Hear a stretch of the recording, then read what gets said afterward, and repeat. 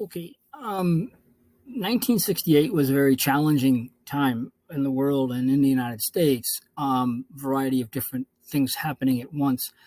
But in 1968, beginning in January, was the Tet Offensive, which sent a message to the American people. The American people had saw it as a time to get out of Vietnam. The American government and the American military looked at it as a tremendous success, that they had felt that they had beat the North Vietnamese, and the situation of Vietnam was increasingly becoming, or looking to the American public, that it was out of hand.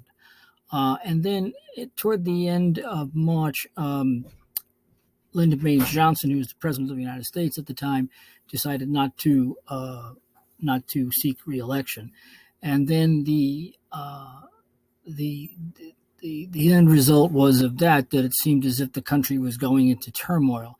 There were protests, there were anti-war protests, and by April of 1968, Martin Luther King is assassinated, and in June of 1968, Robert Kennedy is assassinated, and the Democratic National Convention in August was a complete disaster, and things just went from bad to worse.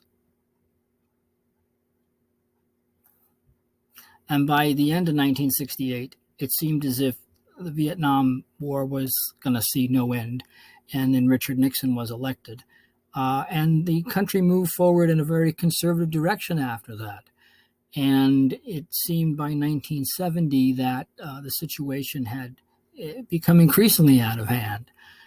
And Nixon had warned protesters that he wasn't going to stand for any more of this counterculture or anti-war culture, which led directly to the Kent State shooting, where the 4 students had died at the protest. And Nixon had been sending a direct message to the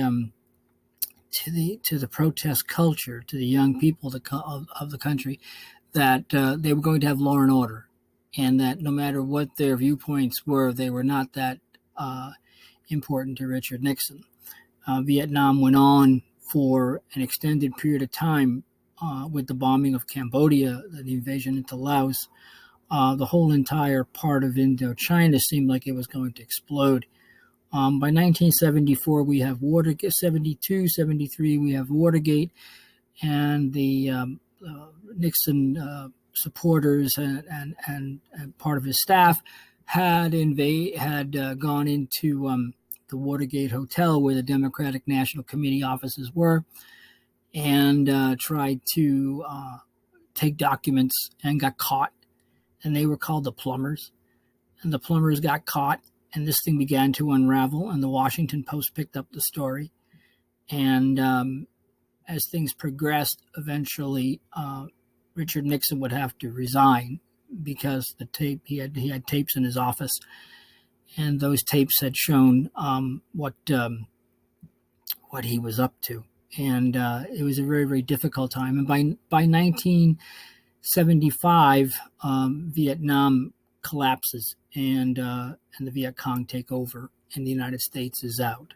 So it seemed to be a very, very difficult time. And of course, as we progressed into 1980, 1979, with the Iranian hostages, things really went from difficult to bad to worse, and Ronald Reagan was elected, and so began the conservative era.